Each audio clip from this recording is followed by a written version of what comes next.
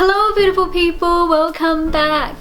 Thank you so much for tuning in. Today I'm bringing you one of my favorite yoga teachers, Wendy. She's a yoga teacher and mindfulness coach and a reiki master. I used to attend her yoga classes when I was living in Melbourne and I miss it so much. Now I have a few questions for you before I bring on Wendy. How long do you want to live a life that doesn't inspire you? Are you living a fulfilling and happy life? Do you often feel anxious, stressed, or lost and unsure how to deal with your emotions?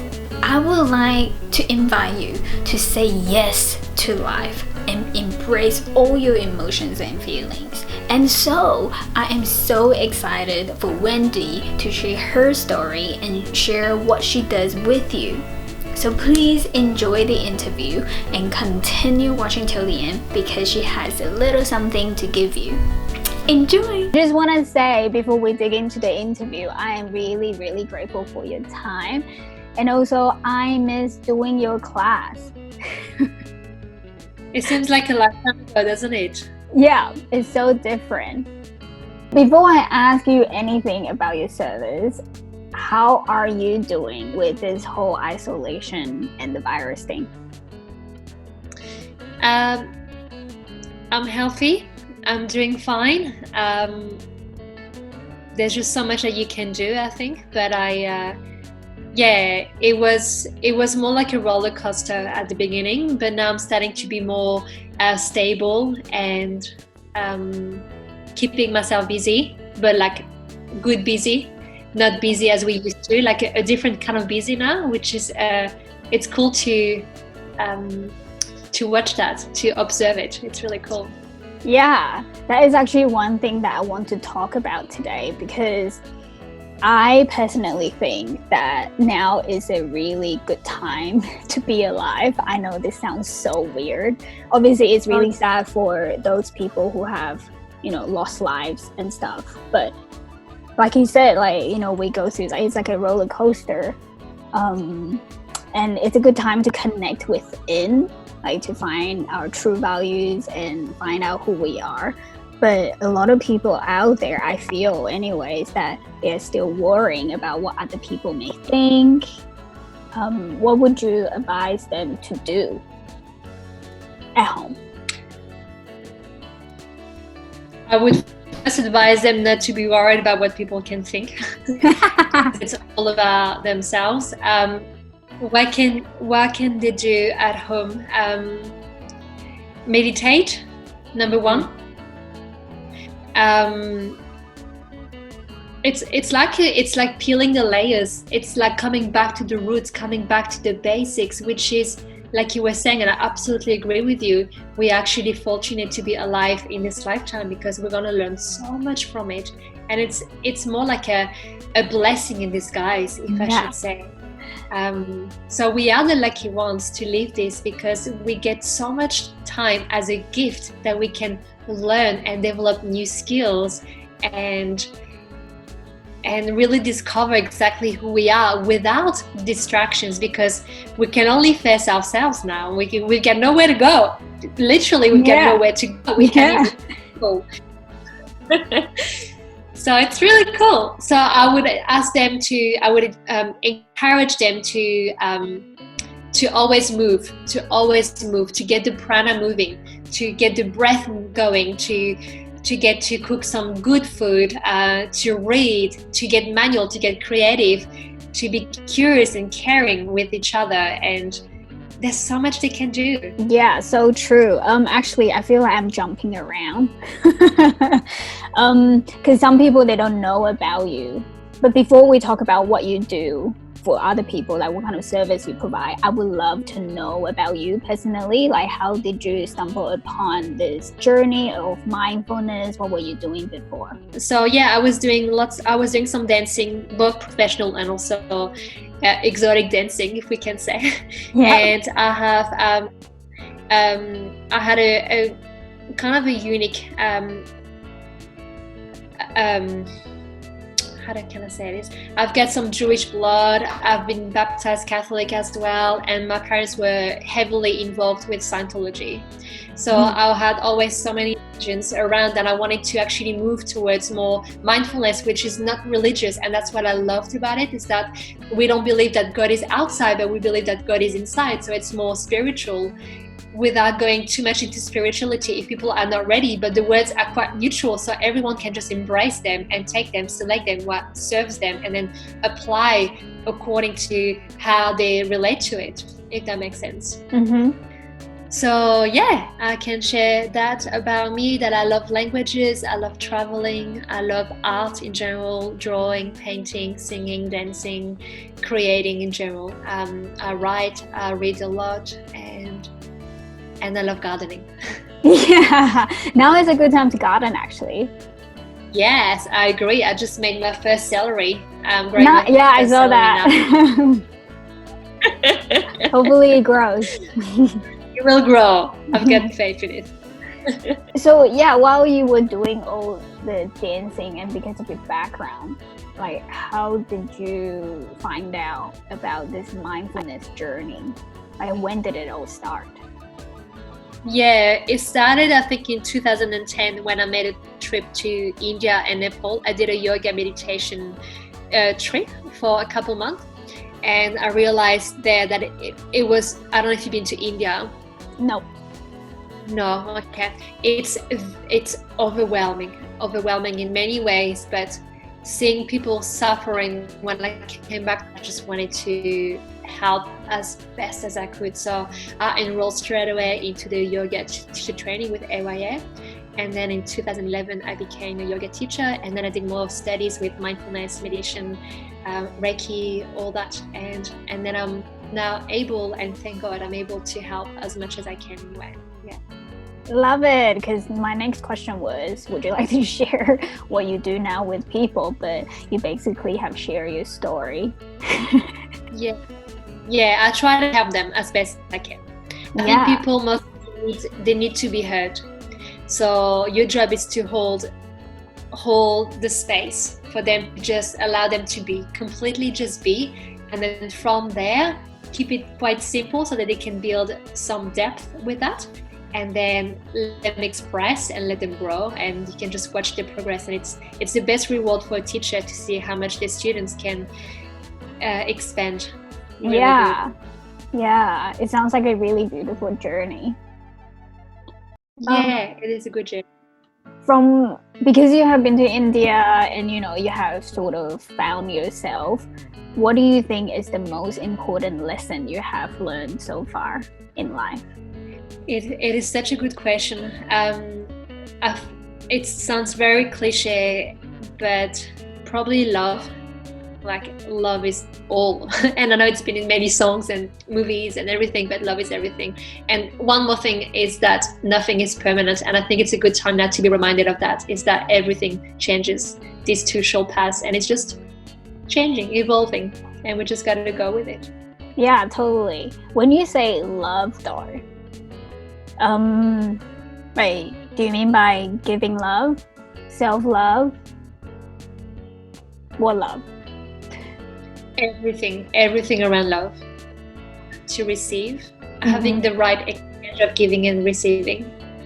Yeah, I think that is something a lot of people find it hard to grasp, because it's such a thing that is hard to define, isn't it? Yeah, it's something that needs to be experienced more than described, probably. Oh. Yeah. And is that something that you would bring, like, guide people through? Yeah. Like, if I would teach a class, the first thing that you can offer to students is to, as you said it yourself, this self-love, this self-care that we can cultivate with more practice. Because once you love yourself, then you're able to love everyone around you, even the people you thought you could never love. Yeah, definitely. Yeah. Was it hard for you to learn forgiveness? No, I'm usually good with forgiveness. I don't hold grudge, or I think it's like unforgiveness is actually unforgiveness. Like it's not. You have to forgive. Like otherwise, you just live with your own misery. You only fight against yourself. Yeah. Isn't it? Yeah, for sure. Because I think some people, they just hold on to something and then they forget that if you just let go, you will feel much lighter. Oh, for sure. Like they're doing this for themselves because the other person don't give a shit. Like it's just them. Yes. Actually, I was listening to a podcast just like 2 days ago, and it's this guy called Dr. Daniel Amen. Mm-hmm. And he talked about how when you are in your 20s, you care about what other people think about you, and when you're in your 40s, you don't care about what other people think about you, and when you're in your 60s, you realize that nobody cares about who you are. Yeah. And it's really good that they actually can tell us that, because then we have a bit of a shortcut. They gave us their lessons, and then we can learn directly and straight away and apply it. So we save our time. We save 40 years of our life just stressing for the most unimportant things. Yeah, totally. Oh. Well, speaking about life though, what is your version of an ideal life, and are you living in it?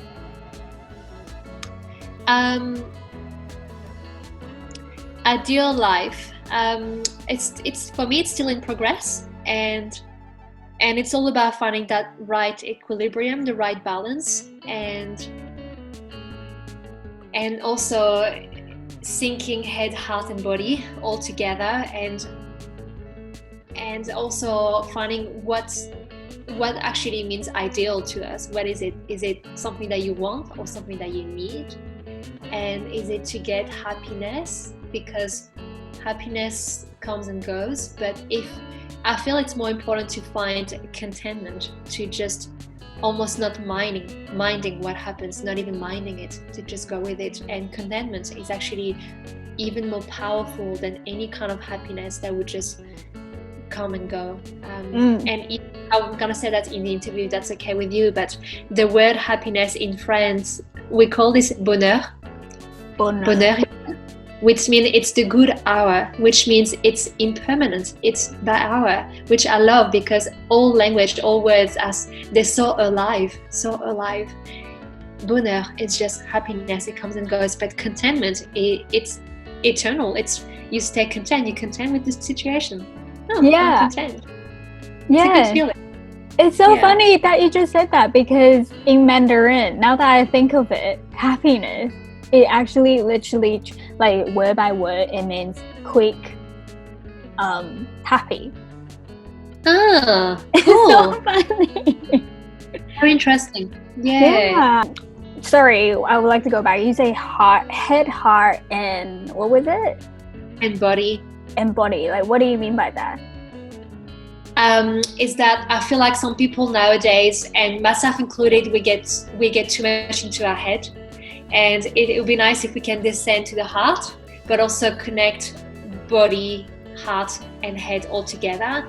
And a great way to let them communicate is the language of the breath, because if we get the breath right, they're all kind of in sync, and then we feel a lot more balanced.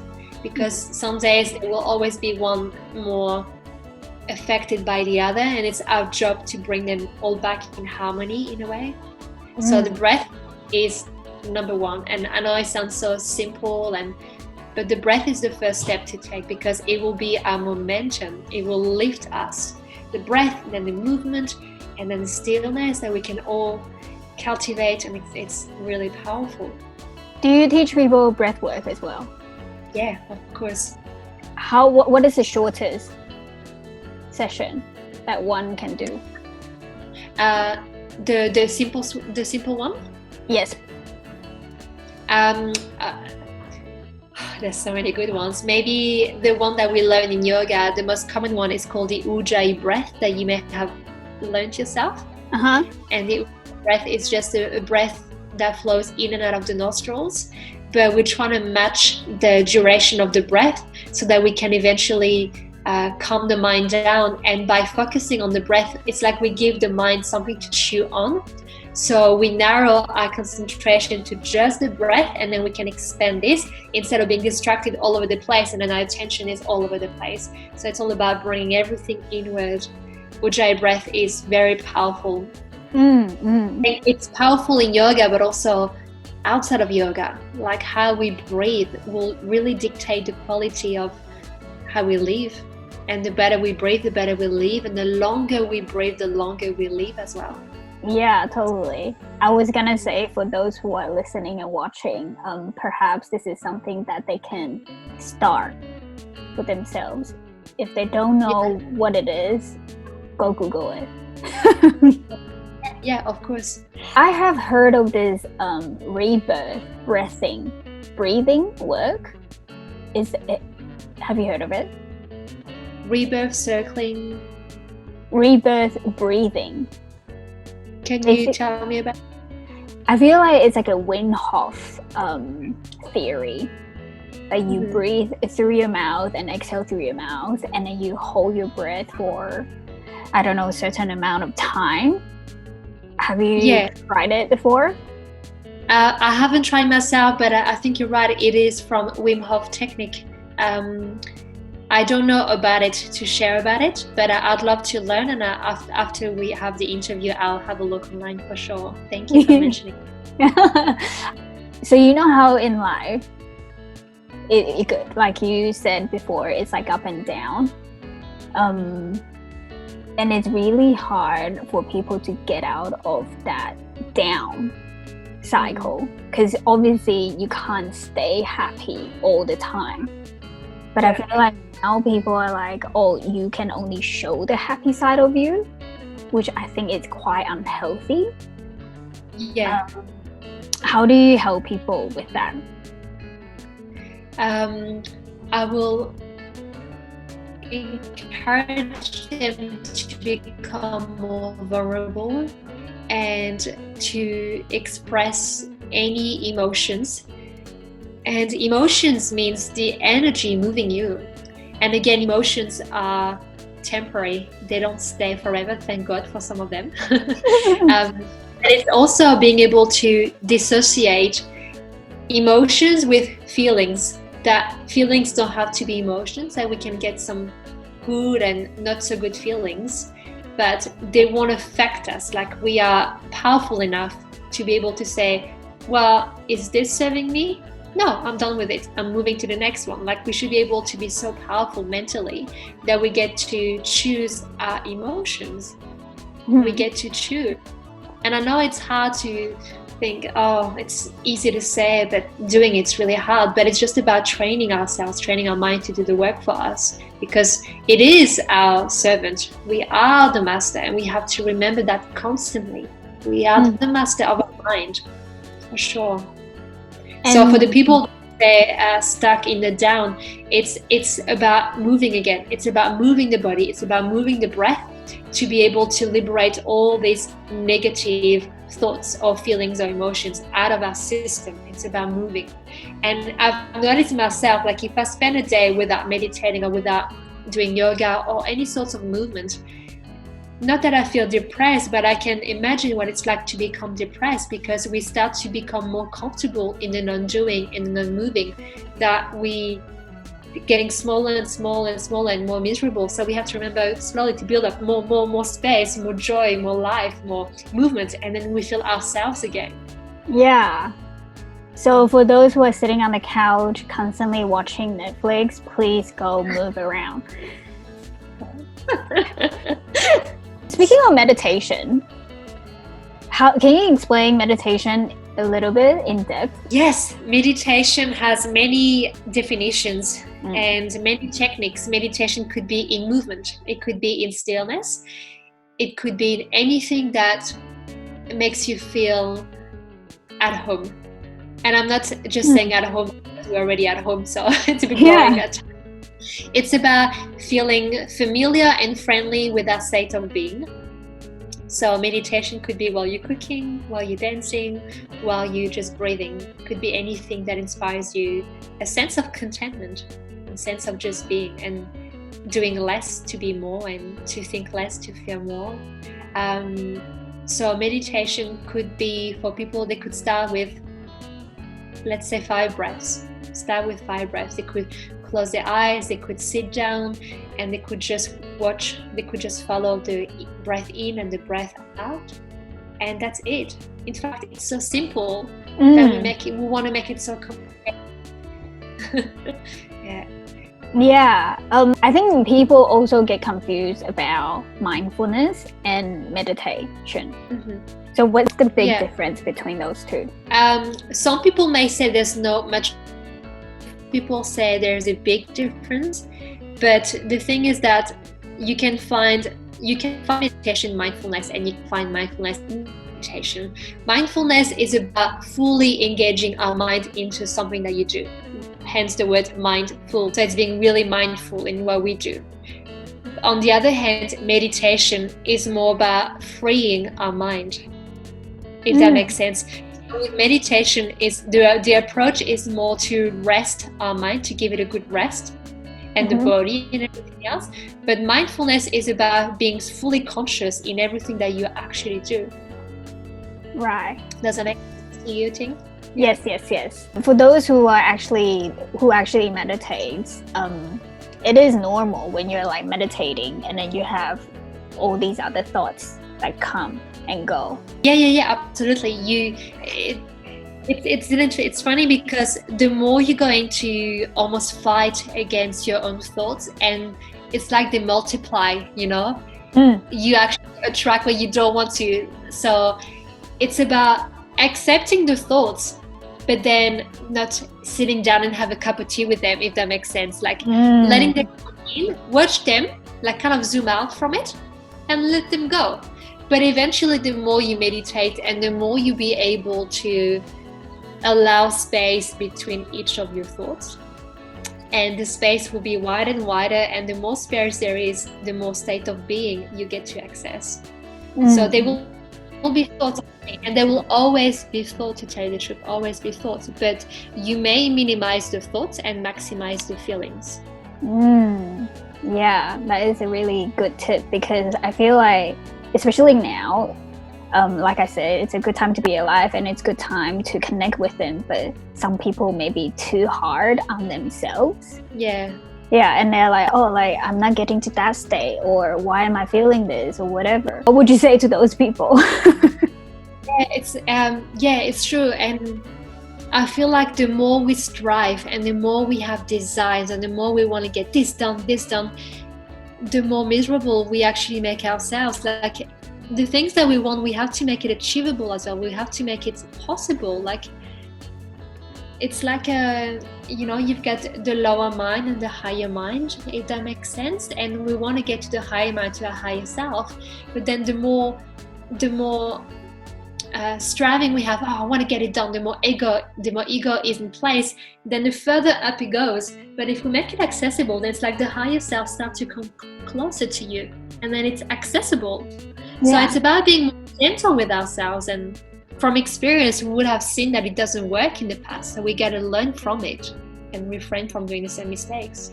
Yeah, I love it. Oh, I really want to ask this now, but I hope we don't run out of time. Because just now you talked about ego. Yeah. How can people differentiate their ego talking and their self that's guiding them? Yeah, that's a good question. So I feel like the less they would meditate, the more the ego will be present. But the more they meditate, the more they're able to hear their higher self. So it's like the more they meditate and the more that ego can start to dissolve and it's their real selves showing up. Does it make sense? And the ego will be that voice that actually asks you to not meditate, basically. It will refrain you from doing what the higher self wants you to do. Yeah, so interesting. Yeah. Well, so for those who are listening, I feel like the big takeaway is please meditate. Yeah. Please move your body. Yes. And do breath work. Yes. Yeah. Amazing. And also use that time. You like really utilize it consciously to do the things you've always wanted to do, but you always had this excuse, oh, I kind of got work, or I've got this to do. Because now you don't. Like most people, I'm saying, have a lot more time. That's for sure. Yeah. So why not learning a musical instrument? Why not learning another language? Why not growing some potatoes in your garden? You know? Yeah. Or connect with people. Connect with people while you can. Exactly. Yeah. Thank you so much for participating on the giveaway.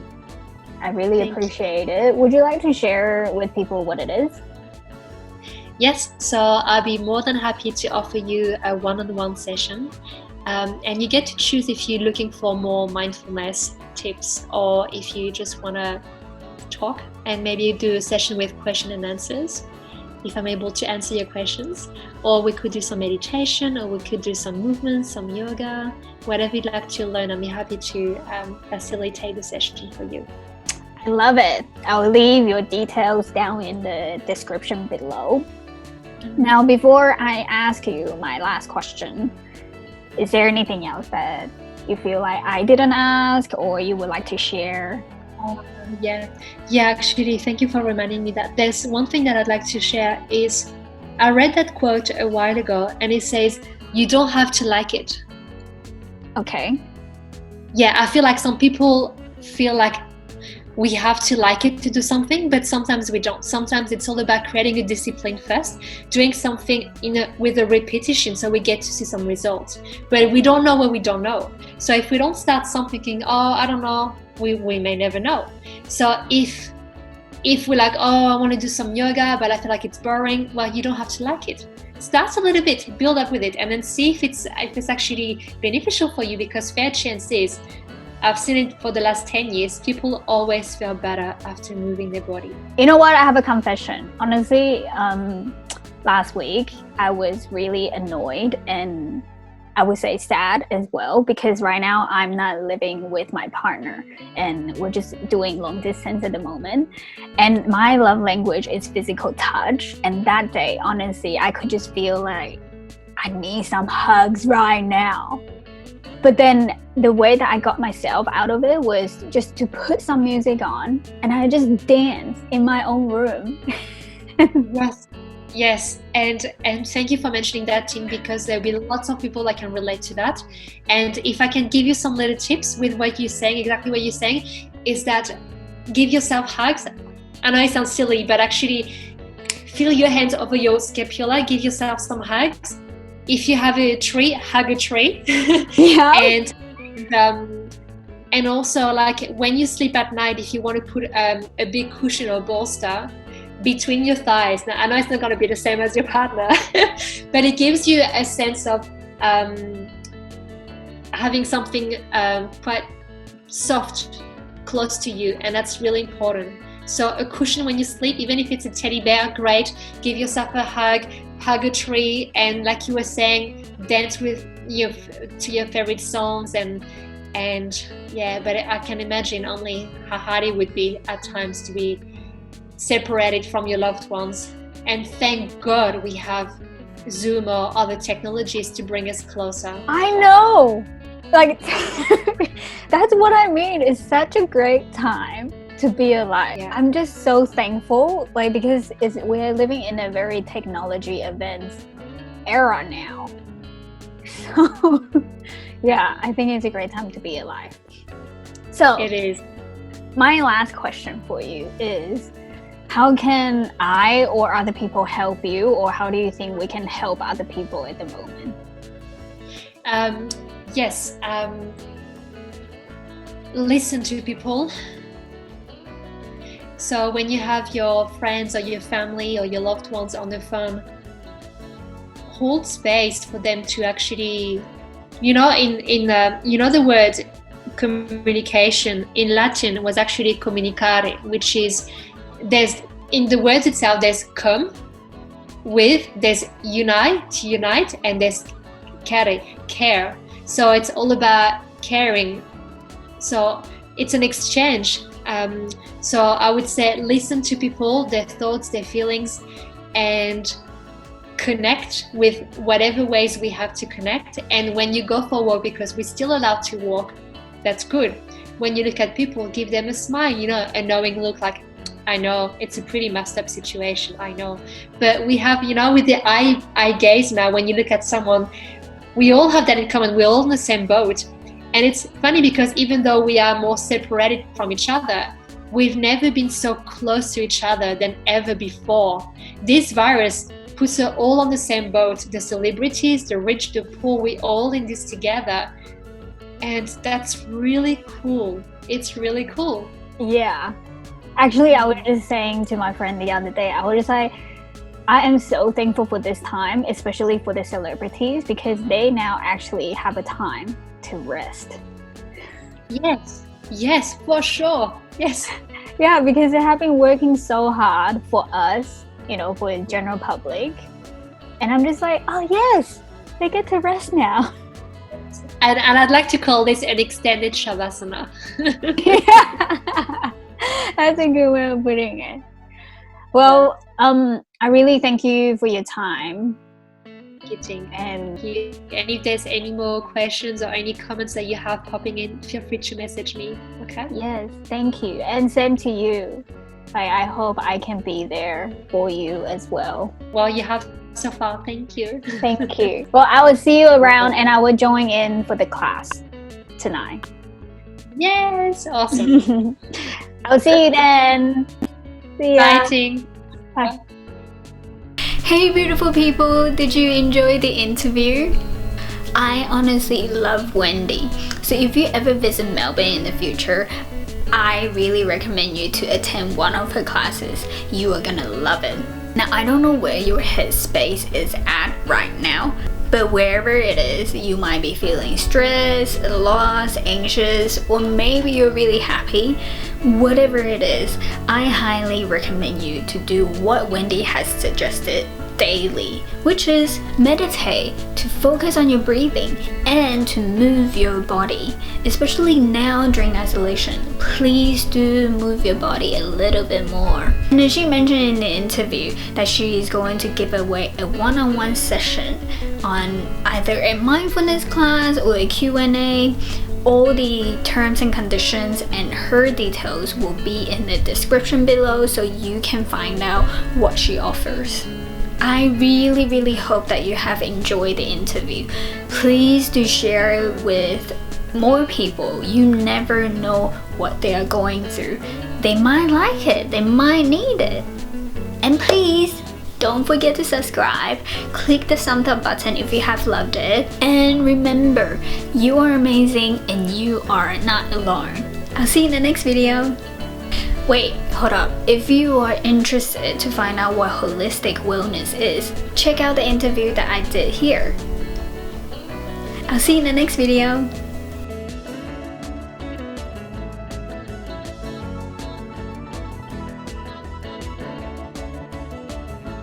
Oh, sorry. For coach? What?